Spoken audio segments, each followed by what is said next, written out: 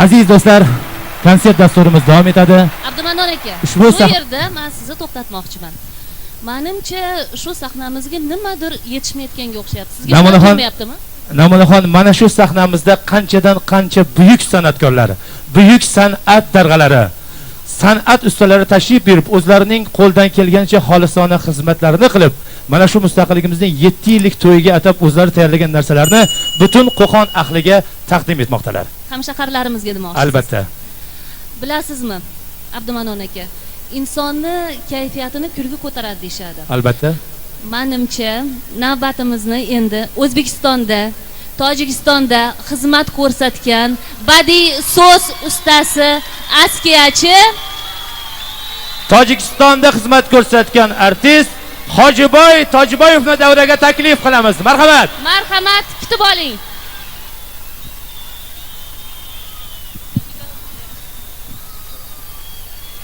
Mikrofonni kimga bering?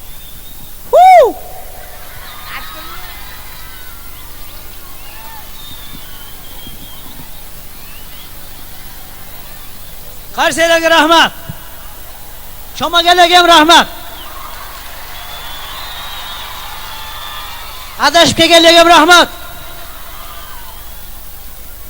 Hurmatli mehmonlar, avval assalomu alaykum. Mana shu ajoyib bir sayrga, ajoyib bir dam olish joyiga xush kelibsizlar. Bugun Qo'qon, mashhur Qo'qon shahrining qoq markazida ajoyib bir bayramona kayfiyat. Shu davrada qatnashib turganimdan juda xursandman.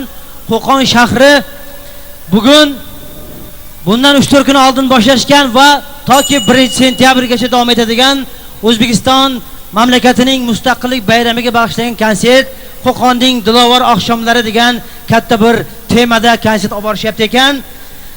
Mana shu konsertda qatnashib turganimdan xursandman. Oilalarga kulgi hamroh bo'lsin. Hamisha bola chaqalar bilan sog' bo'linglar. Bu yil O'zbekistonda oila yili. Hammalarga oilaviy totuvlik tilayman. O'tirganlaringda ham, yurganlaringda ham, turganlaringda ham, ovqat yeyotganda ham, uxlaganda ham sizlarga kulgi hamroh bo'lsin.